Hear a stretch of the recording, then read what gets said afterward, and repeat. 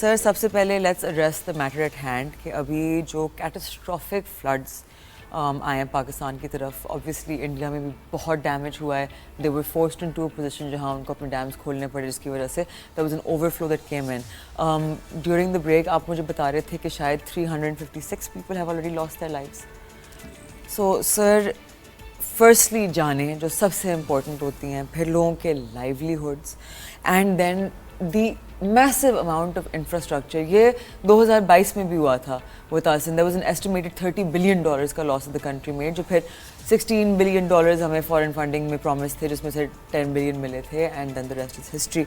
تو مجھے بتائیں کہ واٹ از FPCCI's ٹیک آن دس؟ اگر ہم نے کسی قسم کے جن میگا ڈیمز کی پچھلے پتہ نہیں کتنے سالوں سے بات ہو رہی ہیں، اگر ان کو سالوں پہلے کنسٹرکٹ کرنا شروع کر دیا ہوتا تو اس کا امپیکٹ کیا کم ہو سکتا تھا؟ could there be lives have been saved؟ Infrastructure بچ سکتا تھا؟ there is complete lack of planning in our country. ہم ہر چیز پہ ریئیکٹ کرتے ہیں، پہ کہتے ہیں کہ unexpected تھا. یہ this is no طریقہ آف ڈوئنگ تھنگس. تو آپ لوگ بتائیں کہ آپ کی کیا ٹیک ہے؟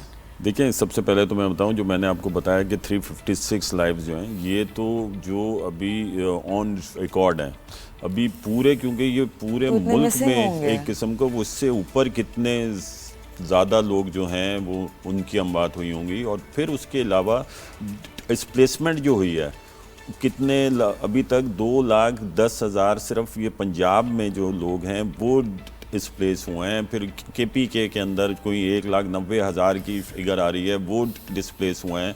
ان کی اگر آپ یہ دیکھیں کہ اگر آپ کے گھروں میں یہ پچھلے دنوں کراچی کے اندر جب یہ بارش ہوئی تھی، بہت سارے لوگوں کے گھروں میں صرف تھوڑا سا پانی آ گیا تھا، تو ان کو کتنی پریشانی ہوئی تھی.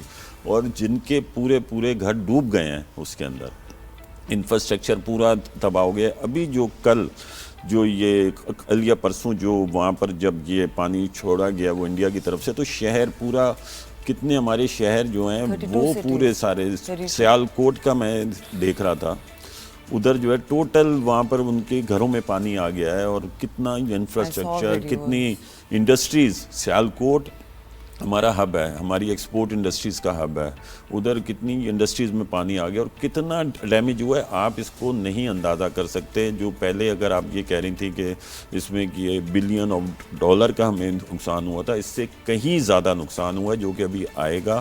اور میں سمجھتا ہوں کہ یہ ذمہ داری ہمارے پولیٹیشنس کے اوپر بھی آتی ہے، ہماری بیوروکریسی پر، ہماری گورنمنٹ پہ آتی ہے کہ ابھی وہ اس کو سوچیں.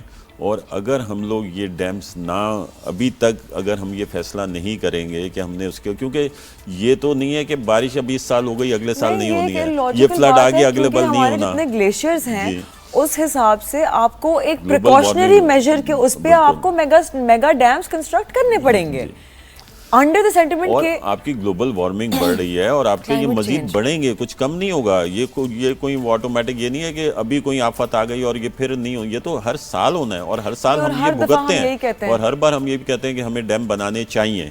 اب جو اس کو چاہیے کو چھوڑ کے ہم لوگ یہ بولیں کہ اب ہم یہ ڈیم بنا رہے ہیں،